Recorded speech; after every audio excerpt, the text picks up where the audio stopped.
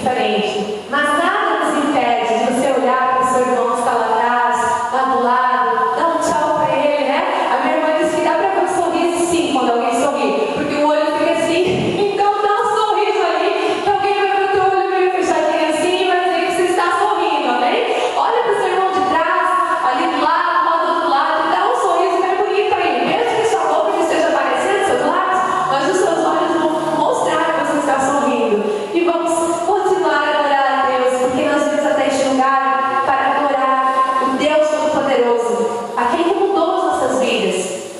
Quando andávamos longe de Deus, a nossa vida não tinha sentido, mas nós encontramos a palavra de Deus, a verdade que liberta, e hoje o Senhor tem estado neste lugar, abençoando as nossas vidas, abençoando a tua vida. Eu não conheço a tua história, eu não sei como você encontrou Jesus, qual é a história da sua vida, mas eu sei que se você está neste lugar buscando a Deus, é que você quer a presença dEle, amém? Pode soltar lá, Mateus. Então nós vamos cantar essa canção aqui, é muito profunda. Nós queremos pedir que o Senhor possa nos abraçar nessa noite. Oh Deus.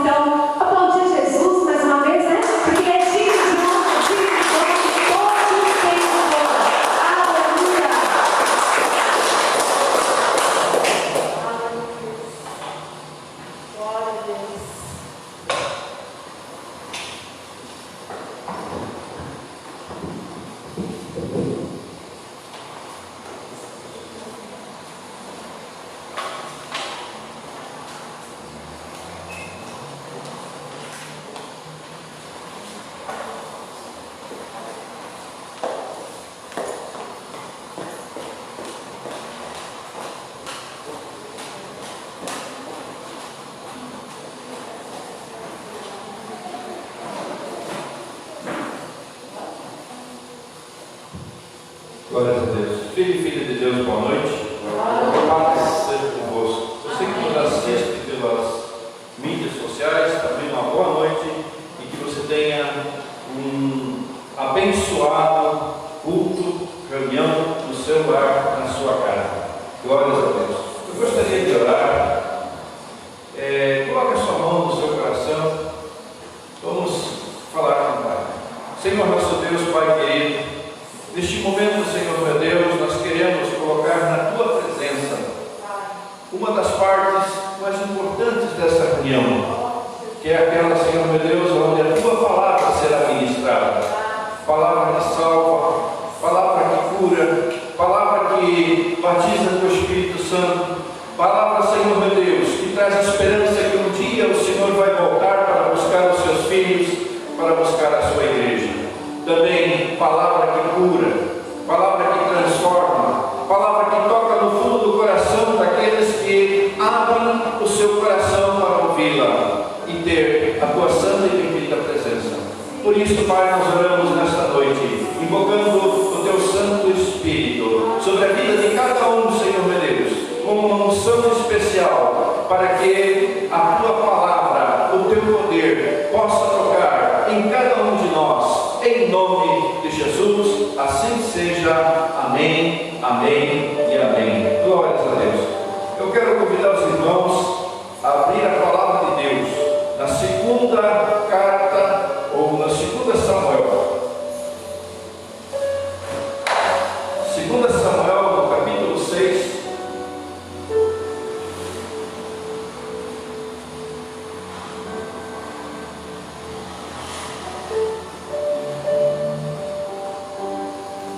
Segunda Samuel, no capítulo 6, versículo 6 em diante.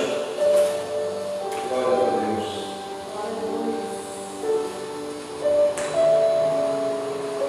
A minha página aqui é 425, mas provavelmente muda. É Antigo Testamento.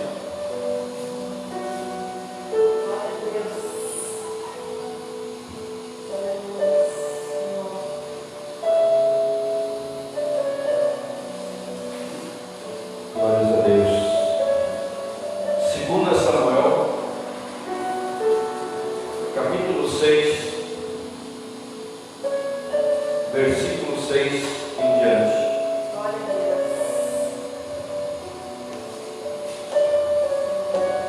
Diz assim a palavra de Deus: quando chegaram à ilha de Nacon, estendeu Uzá a mão à arca de Deus e a segurou, porque os bois tropeçaram. Então a ira do Senhor se acendeu contra Uzá, e Deus o feriu ali por esta irreverência, e morreu ali junto à arca de Deus. Desgostou-se Davi, porque o Senhor irrompera contra Uzá, e chamou aquele lugar de Perez Uzá, até ao dia de hoje. Temeu Davi ao Senhor naquele dia e disse: como virá a mim a arca do Senhor?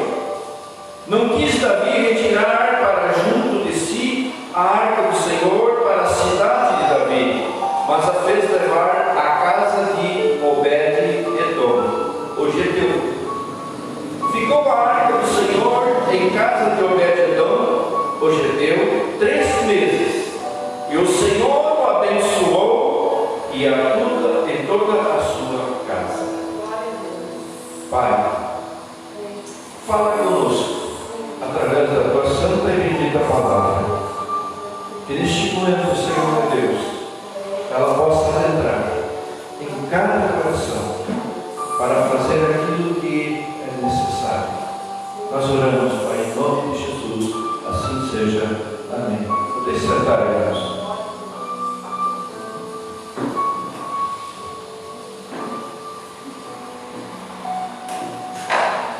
Talvez você se pergunta o que a arca de Deus estava fazendo fora do tabernáculo. O que a arca de Deus estava fazendo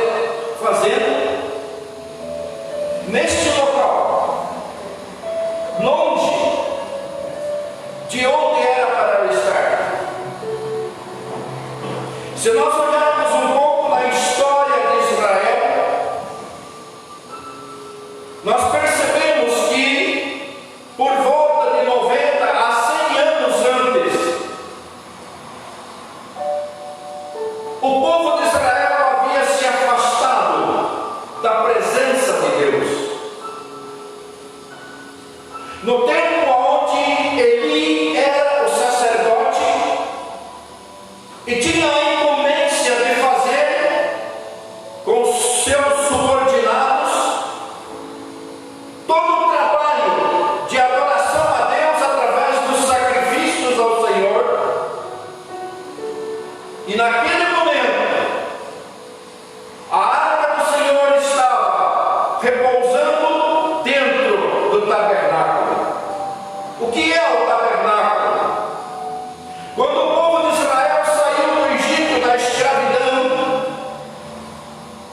e chegou à terra, Deus ordenou que eles fizessem um tabernáculo com peles de animais, uma barraca, para você entender melhor. Imagine esse terreno onde o templo está. Mesma coisa lá, havia o pátio, o átrio, havia a tenda. Adentrando pela porta da tenda, já logo de entrada, encontrava-se o altar do sacrifício ao Senhor. Mais à frente, havia uma ala separada, fechada totalmente, chamada Santo dos Santos. Ali dentro daquele local se encontrava a Arca de Deus. A Arca de Deus representava o trono de Deus, a presença de Deus aqui na terra, no meio do seu povo. Porque Deus havia feito uma aliança com um homem chamado Abraão, e dele vem a nação dos hebreus, a nação de Israel. E Deus ia permanentemente cuidando e cultivando esta aliança. Só que Deus nunca obriga ninguém a fazer nada. Assim como você e eu temos liberdade de andar no caminho que nós queremos, fazermos as escolhas que nós quisermos, claro que com consequências dos nossos atos, pela responsabilidade. Israel achou bonito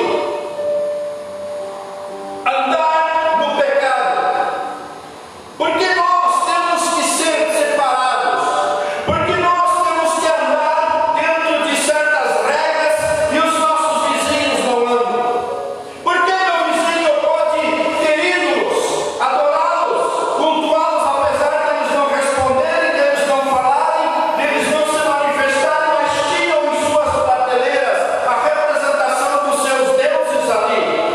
E Israel não, tinha o tabernáculo, tinha a presença do Deus vivo lá dentro.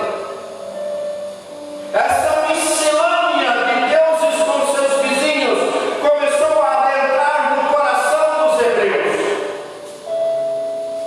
E numa certa altura da história, da caminhada deles, eles se afastaram o coração deles da presença de Deus. Os filhos de Eli já não faziam mais os sacrifícios da forma correta,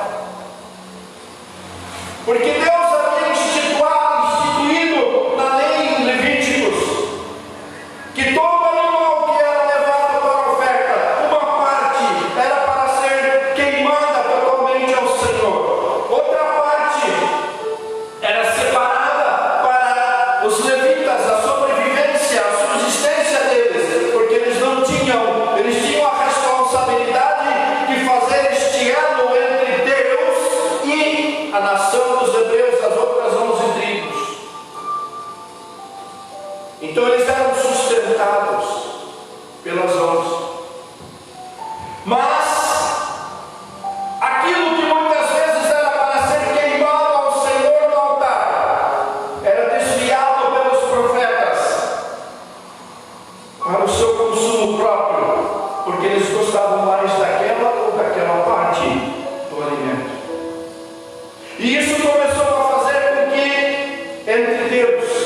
e eles criou-se uma barreira.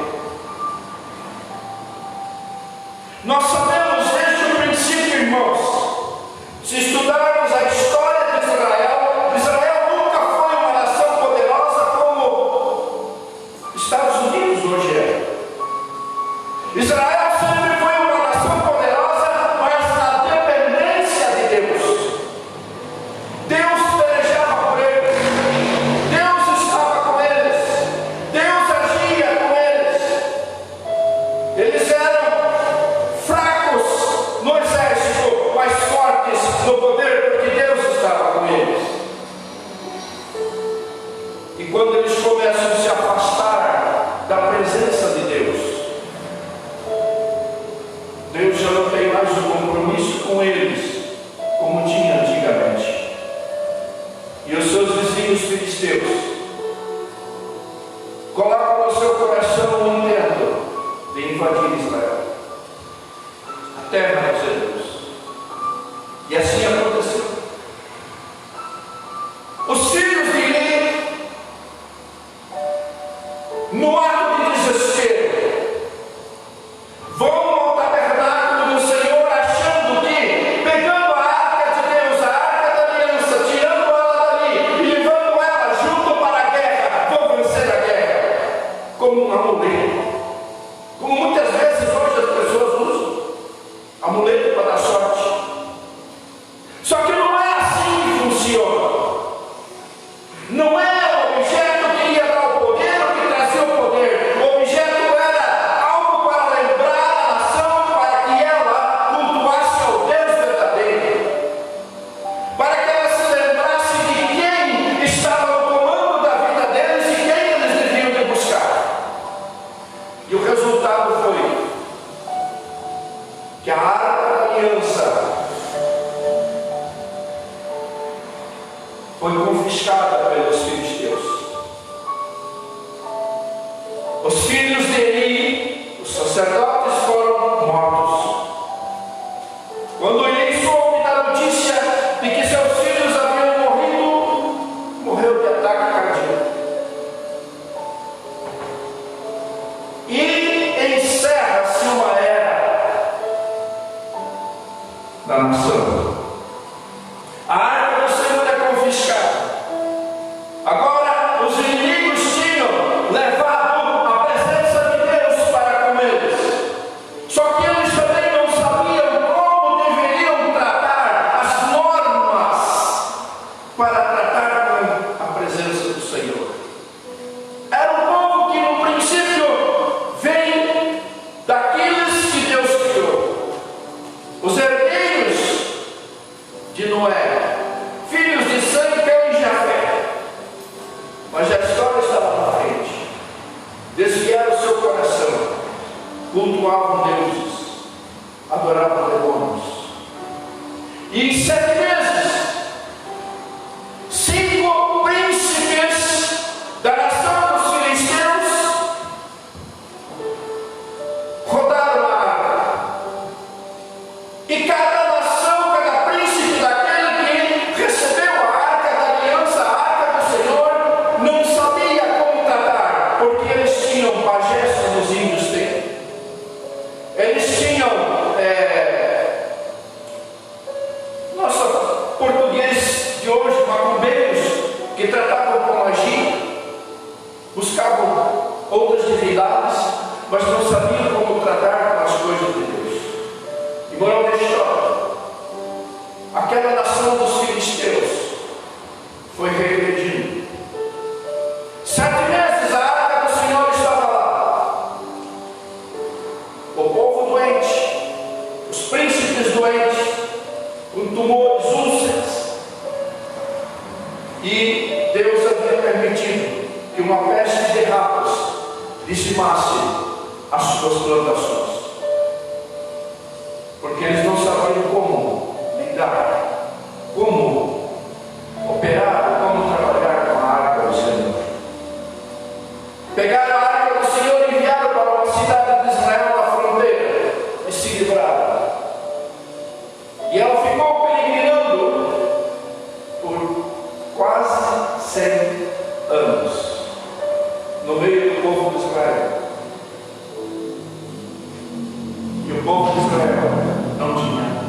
mais uma pátria como tinha hoje, como tinha naquele tempo.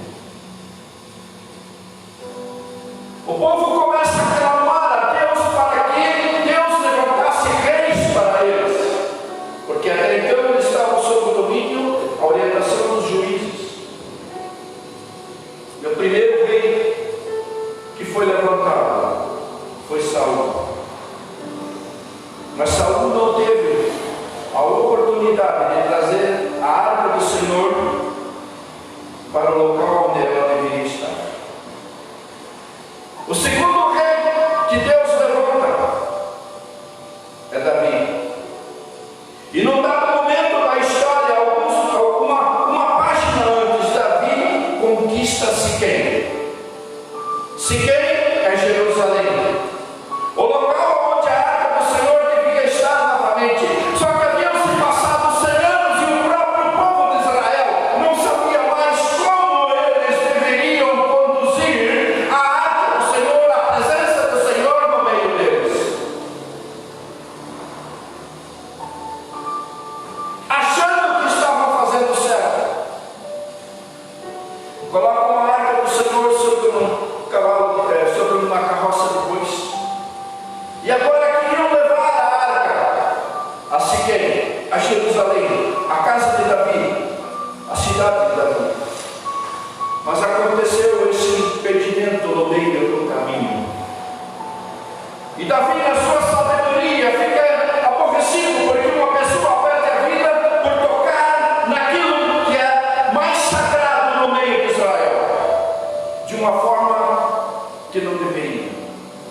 Porque quando a arca estava no tabernáculo, havia um véu espesso que separava, e ali dentro só entrava uma vez por ano, depois de todos os rituais de purificação, o sumo sacerdote, com o propósito de aspergir sangue de um animal sobre aquela arca, pelos pecados da nação de Israel. Não sabiam mais como lidar, como tratar. Então eles pegam e fazem o que? Davi pega, faz o que? Ele pega a primeira casa que ele vê, o primeiro sítio que ele vê é de um geteu, um estrangeiro, amigo. E ele fala com este homem e deixa ali na presença daquele homem, na casa daquele homem, a presença de Deus, a arca da aliança. E a palavra diz que 3 vezes a arca da aliança ficou ali, e 3 vezes aquele homem enriqueceu. Deus fez com que sobrenaturalmente aquele homem, Obed-Edom, ficasse bem de vida. Por quê? Claro, não é só pela presença, mas pelo respeito que ele tinha pela arca do Senhor que estava lá. Depois disso, ele então consulta os manuscritos, consulta a história, consulta aquilo que Deus havia dado para Moisés lá no princípio, lá na lei, e ele descobre que a arca do Senhor não deveria ser conduzida sobre uma carroça de animal, mas ela deveria ser conduzida pelos sacerdotes. Os sacerdotes têm a responsabilidade de colocar sobre os seus ombros a arca da aliança, dar em 3 passos, parar e fazer uma oferta a Deus e continuar em mais 3 passos. E assim ele descobriu, assim ele fez, assim ele procedeu, e Deus o abençoou grandemente. Deus o abençoou grandemente. Davi foi um grande conquistador.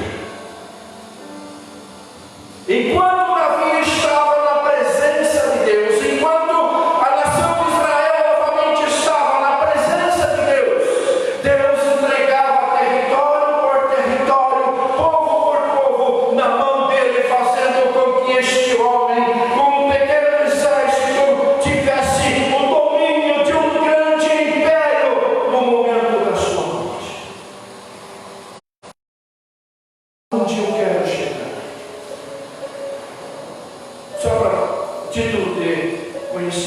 que havia dentro dessa arca? Dentro da arca da aliança, irmãos, havia 3 coisas. Primeiro, a tábua dos 10 mandamentos. Quando Deus fala com Moisés e manda ele subir no Monte Sinai, e ele fica 40 dias e 40 noites na presença de Deus, e desce de lá brilhando muito mais do que o sol, talvez, para aqueles que olhavam para ele. Ele desce com a sua mão, na sua mão, 2 pedras, e nelas estavam cravados ali os 10 mandamentos. Esses 10 mandamentos estavam dentro daquela arca. Segundo elemento, dentro daquela arca tinha um vaso com maná. O que é o maná? Durante 40 anos, o povo de Israel, por teimosia própria, peregrinou pelo deserto sem tomar posse da terra prometida, porque pela sua palavra eles não quiseram, não tiveram coragem de estabelecer. E durante esses 40 anos, todo dia, todo santo dia, vinha do céu, o pão do céu, o maná, para que eles colhessem e se alimentassem sem passar necessidade e sem passar fome. Dentro da arca da aliança, para que eles lembrassem, havia um vaso, um pote com um maná. Terceiro, dentro da arca da aliança havia mais uma coisa. Chegou uma época que o sacerdócio de Arão foi questionado por algumas lideranças de Israel. Que a nação de Israel começa com 12 tribos, ou melhor, com 12 filhos que Jacó tinha. Cada tribo deu origem, cada filho deu origem a uma tribo. Havia lá, no final dos 40 anos, mais de 5 milhões de judeus andando pelo deserto sendo sustentados por Deus. Mas havia os príncipes, os líderes que vinham de cada tribo. E alguns deles questionaram a autoridade do sacerdote. E Deus então ordena a Moisés o seguinte: pega o líder de cada tribo, aquele que é líder, e cada um deles tenha uma vara, e coloca o seu nome. Para Arão você coloca o nome de Levi. Arão é descendente da tribo de Levi. E colocam tudo na minha presença no tabernáculo. Aquele que eu escolher, a sua vara será transformada. E assim aconteceu. No outro dia, quando eles voltaram, as 11 varas estavam lá como eles haviam colocado, mas a vara daquele que Deus havia escolhido para estar ao lado de Moisés havia florescido. E aquela vara florescida estava dentro da arca da aliança.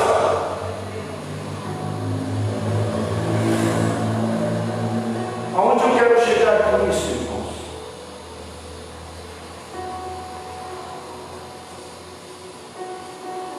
100 anos depois, Davi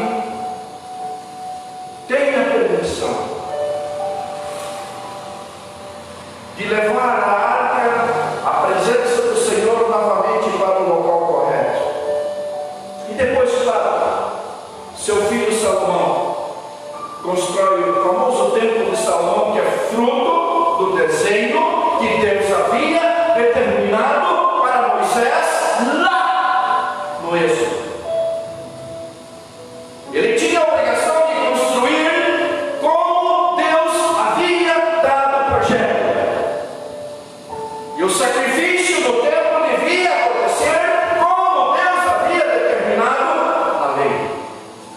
até a vinda de Jesus.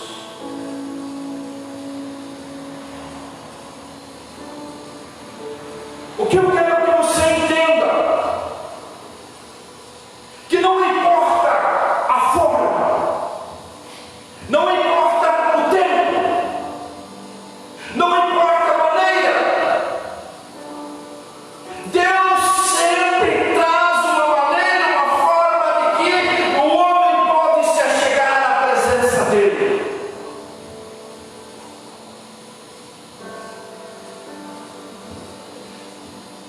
A chegada do homem na presença de Deus também exige um padrão de comportamento.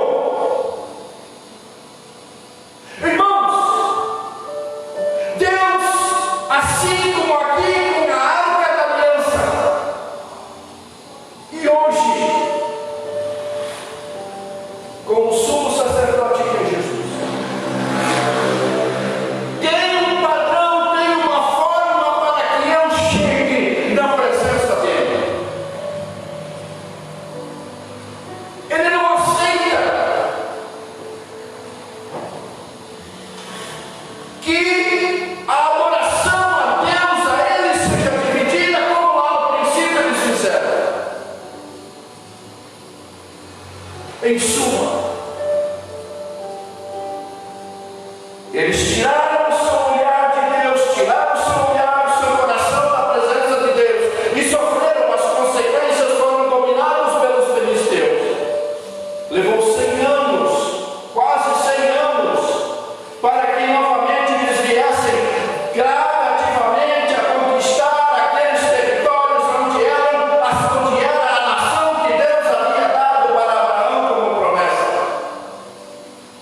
E hoje, até hoje, eles estão lutando para estabelecer Israel. Israel não é, irmãos, o território de Israel não é aquilo onde Israel tem posse hoje, é muito maior. Abriram mão, entregaram para os inimigos. É um conflito que vai até lá para a entrada do milênio. Mas onde eu quero chegar, irmãos, eu quero que nós possamos entender que assim como lá no antigo concerto havia o tabernáculo, havia o sacerdote que fazia o elo de ligação entre Deus e aquele que chegava lá para a confissão dos seus pecados, para reconhecimento dos seus pecados e uma maneira de absolver os seus pecados na presença de Deus. Assim também nós temos hoje Jesus Cristo na nova aliança. Nós não precisamos mais ir à igreja com sacrifício de animais. Nós não precisamos mais ir à igreja com levar sangue. Mas nós temos quem? Nós temos Jesus Cristo, que foi o sacrifício perfeito no lugar de todo aquele cerimonialismo. Agora, irmãos, eu preciso entender uma coisa. Deus também tem regras. O Novo Testamento também tem regras. O Novo Testamento também nos mostra um padrão de sequência, de seguir para chegar na presença de Deus.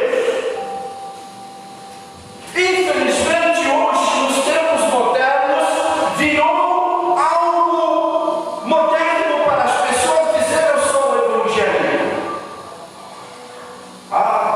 Eu sou evangélico. Hoje eu canto para Jesus, amanhã na sua cruz. Constantemente nós vemos pessoas interesseiras no meio cristão, tentando se aproveitar de um segmento religioso para ganhar dinheiro.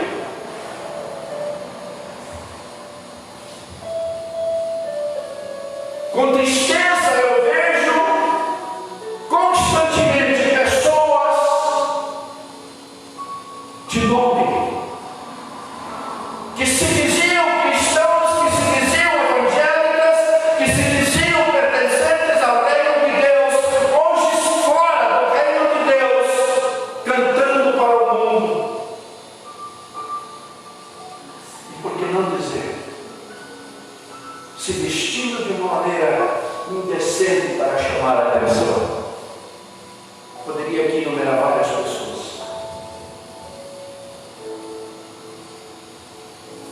Ainda bem que nos tempos de hoje, com a presença de Deus como ela é na vida individual de cada um de nós tem a possibilidade de ser a chegar a Deus ou se afastar de Deus.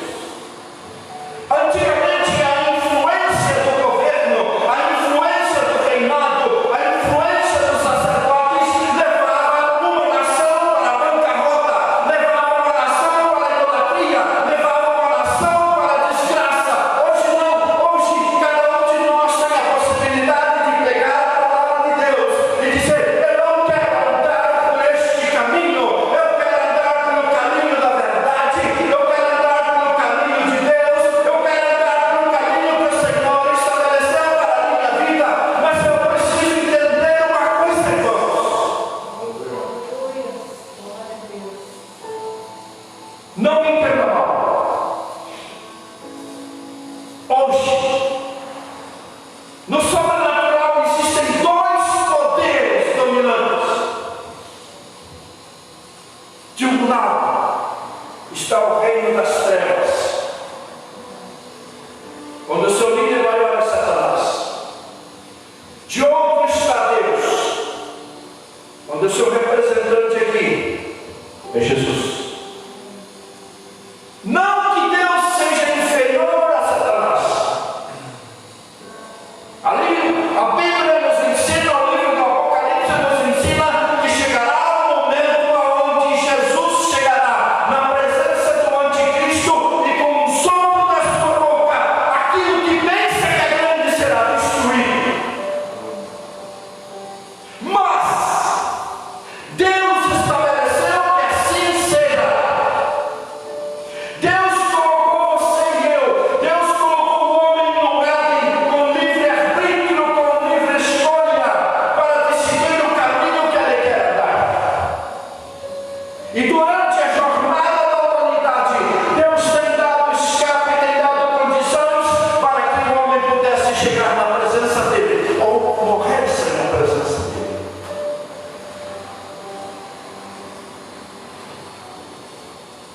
De um lado está o poder das trevas, do outro está o poder de Deus. Deus já fez tudo em Cristo para que nós pudéssemos ser salvos. Quando Jesus foi pregado naquela cruz, voluntariamente, ele pregou naquela cruz com o seu sangue derramado, a nossa carta de euforia do pecado. Em outras palavras, aquela atitude de Jesus foi para mim e para você uma carta de libertação, uma carta de euforia, dizendo: filho, aqui está, há uma carta em branco para que você escreva a história da vida que você quer viver. Aqui está, você tem liberdade para conduzir a sua vida até o momento em que for recolhido. Mas as consequências dele.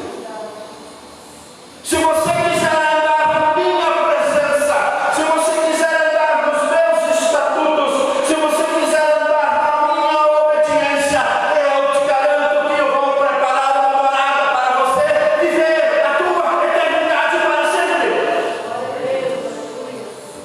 Mas se você desejar buscar as trevas, se você desejar buscar Satanás, o reino do inferno, assim será sobre a sua vida. E não tem demônio, e não tem anjo, e não tem Deus que vai te tirar dele. Porque Deus colocou a decisão na nossa mão, na sua e na minha mão. Se eu morrer negando a Jesus, ninguém vai me tirar do inferno. Agora, por outro lado, Se eu quiser viver com Jesus, não tem demônio, não tem Lúcifer, não tem ninguém que me tire da mão de Deus. Porque Ele me deu a liberdade de escolha, e Ele deu na minha mão uma carta limpa para mim escrever a história da minha vida. É isso que nós precisamos entender. Aqui nesse mundo, nós não vivemos um cristianismo de brincadeira. Nós não vivemos uma brincadeira para ganhar dinheiro, isso, aquilo. Isso tudo é passageiro. Eu não posso sair por aí dando uma de cristão, envergonhando o evangelho, e amanhã estar fora dele brincando de ser cristão. Isso entristece o coração de Deus. E o poder das trevas, o poder de Satanás, vai vir sobre aquela vida e vai estabelecer uma aliança. Eu não preciso dizer para o diabo: vem cá, vamos fazer uma aliancinha aqui. Não. É o meu livre-arbítrio. É a minha decisão que vai me levar para lá ou para cá. Eu sei, irmãos, que no momento em que você e eu decidimos entregar a nossa vida ao Senhor Jesus, como a gente fala, talvez eu nunca falei para as pessoas que eu ajudei a chegar a Jesus, e também não precisa, que a partir daquele momento, daquela confissão, ela se tornou inimiga do diabo. Mas Jesus está conosco. O Deus dos deuses está conosco. E Ele nos garante. E a palavra está repleta de passagens bíblicas nos colocando, nos incentivando a andar nessa presença. 1 Pedro 5,8 diz: resistir o diabo anda ao teu redor como um leão, rugindo para te devorar. Mas entre ele e você tem a presença de Deus, a proteção de Deus. E ela só pode ser quebrada com o teu livre-arbítrio andando na rebeldia. E tantas outras passagens. Agora, talvez para muitos irmãos seja difícil, porque tudo é pela fé.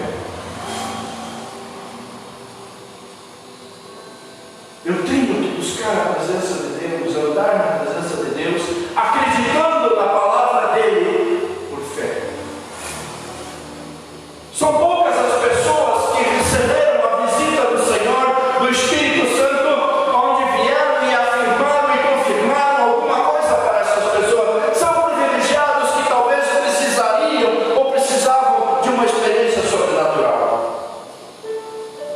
A grande maioria não tiveram esse privilégio. Mas a palavra de Deus promete. E quando nós lemos a palavra de Deus, ela entra no nosso coração. E o Espírito Santo de Deus que nos selou, Ele testifica, Ele confirma, Ele traz a certeza de que aquilo é verdadeiro. É que essa palavra é verdadeira, e que aquilo que está escrito é verdadeiro, e a minha fé vai crescendo, e a minha fé vai crescendo, e eu vou me tornando cada vez mais forte, e vou buscando cada vez mais a presença do Senhor, e vou lendo a palavra, e vou vendo: puxa, mas eu fazia isso aqui errado, eu não posso fazer mais. E eu vou sendo transformado de passo em passo, de glória em glória, rumo à estatura do varão perfeito que é Jesus.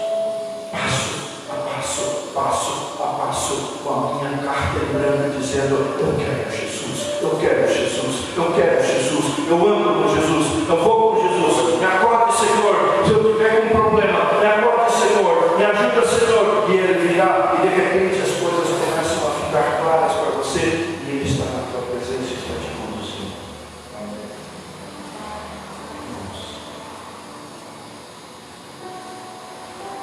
Nunca se esqueça.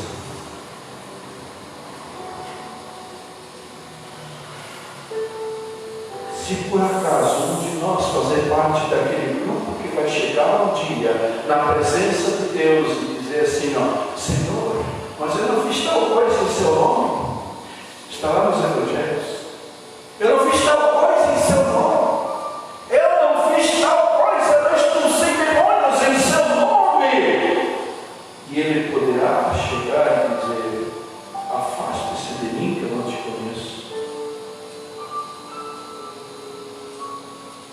Porque essas pessoas levaram a sua vida cristã de brincadeira. Não esqueça, cada um de nós tem a sua mão marcada na mão. E cada um de nós vai escrever a história da sua vida. Cada um de nós vai colocar ali as suas decisões de andar neste caminho como uma promessa. Rejeite o mal e Deus está contigo. Rejeite Deus e o mal está contigo. Os caminhos são opostos. Vida eterna com Deus, vida eterna sem Deus. No livro de Lucas tem uma passagem que fala como é o inferno. Creio que você já leu. Então, nesse momento, irmão, eu gostaria de fazer uma oração para chamar o pastor Marcos aqui à frente. Abaixe sua cabeça, feche seus olhos, reflita um pouco na sua vida. Senhor nosso Deus, Pai querido, aqui está a tua igreja que o Senhor trouxe nessa noite.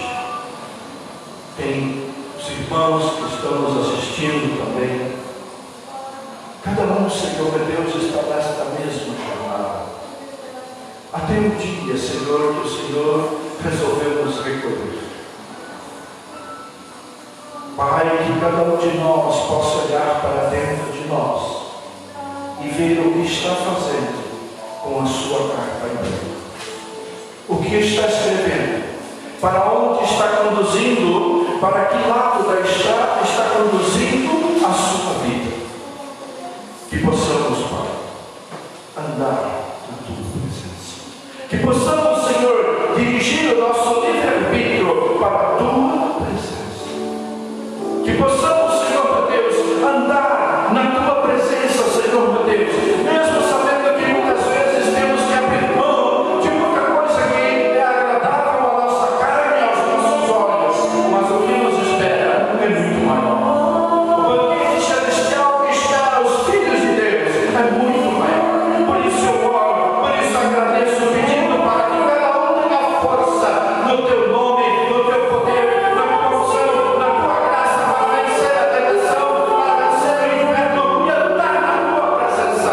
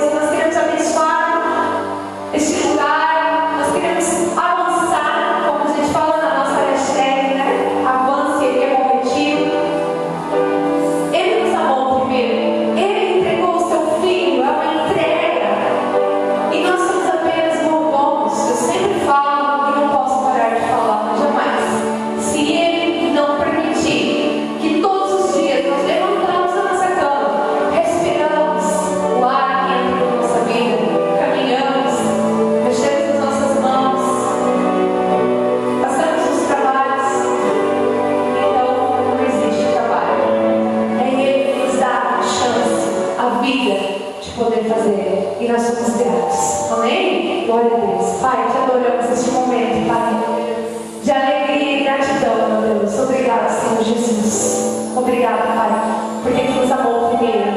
Porque nós estamos apenas cuidando, Senhor, daquilo que o Senhor nos tem dado. Não pertence a nós, pertence a Ti, ó Pai. E nós podemos entender, Senhor, de que forma nós devemos cuidar da nossa vida financeira também, com gratidão e alegria, entregando os dízimos e oferta na Tua presença, Pai. Em nome de Jesus, amém. Amém? Pode trazer ele na frente, amados. Eu quero passar um momento dos recados. Nós temos alguns recados. Eu peço ao pastor Marcos lá que abra a pastinha para mim, dia 21 de julho, por favor. Está bem aqui no canto. Encontrou lá? Fotos, isso. E Matheus, por favor, apaga para mãe as luzes aqui, que nós precisamos que os irmãos consigam ir. Vai ficar passando em slide, mas tudo bem, você vai voltando lá para mim. Nós temos aqui, depois já pulou, né? O Rede de Mulheres, vai trazer a própria para mãe para poder beber. De 15 em 15 dias, nós temos a Rede de Mulheres. Mulheres, por favor, vamos participar. Como eu já falei, nós estamos vivendo um momento que nós não podemos se reunir aqui na igreja, né? Hoje nós estamos aqui, mas nós estamos dando prioridade aos grupos para fazer pelos aplicativos. E tem sido uma bênção, né? O último tema foi a sabedoria de Débora. Deus tem falado, ministrado ao coração das mulheres. Então eu peço a vocês, mulheres, nós fazemos pelo aplicativo Meet, que é um aplicativo mais fácil de mexer. Ele é muito simples, você baixa ele no seu celular e rapidamente entra, e ali nós ouvimos uma palavra de Deus. Conversamos um pouquinho, não muito tempo, porque é um período de 1 hora. Ouvimos a palavra de Deus e encerramos. Amém? Então esse é o Rede de Mulheres, né? Nós fizemos aí nessa semana. Nós realizamos de 15 em 15 dias. Nós temos o segundo, por favor, culto biuano. É um culto jovem, né? Nós vamos dar continuidade a esse culto maravilhoso que Deus tem trabalhado na vida dos jovens. Vai ser feito transmissão, amados, né? Transmissão pela página do Facebook e YouTube, é certeza lá? Ou vai ser colocado depois? A princípio, o Facebook, né? De certeza aqui, ao vivo, então, pelo Facebook. Nós convidamos, nos ajude a divulgar, convido os jovens para estar assistindo, para nos acompanhar, né, nessa transmissão, vai ser uma bênção. Temos aqui um projeto que Deus mostrou em nosso coração, que já vem aqui há um tempo, né? Antes das cestas básicas já, nós estávamos com esse projeto, é o projeto Tenda Solidária. Então, nós entramos novamente nas arrecadações, nós precisamos das contribuições. Se você conhece alguém, um empresário, uma família, um supermercado que quer doar, que quer nos ajudar, fala lá na igreja, eles estão com um projeto, nos ajude. Essa divulgação que vai nos ajudar a chegar no nosso propósito, né? Então, nos ajude. Quilos de alimentos, produtos de limpeza, fraldas, lenços umedecidos para as crianças também, mães que têm bebês que precisam, leite de crianças que tomam aquele leite especial. Nós vamos estar arrecadando tudo isso. Produtos de limpeza, já falei, né? Então, todas essas coisas que uma pessoa precisa na casa, né? Então, não é só comida, precisa de várias coisas. Então, tudo isso se encaixa aqui no nosso projeto Tenda Solidária. Aí nós vamos marcar uma tarde, onde a tenda vai estar ali na frente. E antes, claro, né, quando nós estivermos com tudo recebido, tudo guardadinho certinho, nós vamos anunciar nas redes sociais, no bairro, para que as pessoas que estão precisando venham retirar o seu alimento. Amém? Por isso nós não temos data ainda, porque nós vamos trabalhar agora fortemente, buscando os alimentos para que este projeto vire realidade. Amém? No dia 6 de julho, teremos uma live com o pastor Mário, que será transmitida ao vivo pelo YouTube. Então, os líderes precisam se cadastrar.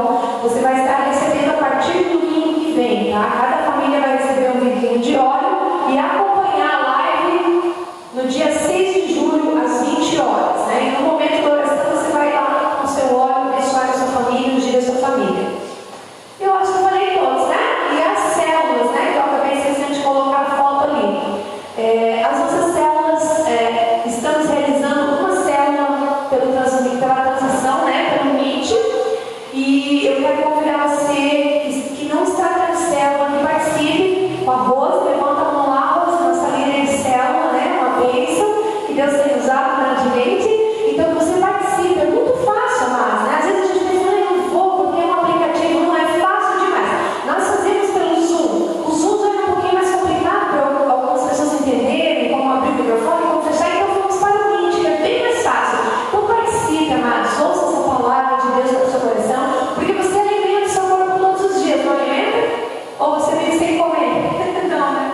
Alimenta todos os dias, para ficar firme. Então olha só, o Espírito também é a mesma coisa. Ah, mas eu não consigo me fortificar em Deus, eu não consigo andar com Deus. Sabe por quê? Porque você não alimenta o seu Espírito. Porque a partir do momento que você começar a alimentar, buscar a palavra de Deus, mas busque mesmo, busque intensamente. Ore, faça devocional todos os dias. Amanhã está na página, nós vamos colocar, né, na transmissão. Vai lá, ouça a palavra de Deus novamente. Medite durante a semana, não esqueça, saindo dali essa palavra, fique meditando nela, pensando nela, medite no versículo, todos os dias de manhã, faça um devocional na semana, e o seu espírito vai ficando fortalecido, assim como o seu corpo é fortalecido com alimento. Amém? Todos entenderam? Então vamos meditar nessa palavra, amados. Graças a Deus. Eu quero chamar a missionária Terezinha, que estará encerrando uma oração final. Então estenda suas mãos em direção à sua casa, vamos abençoar os nossos lares, né? Que seja uma semana abençoadora na vida de todos.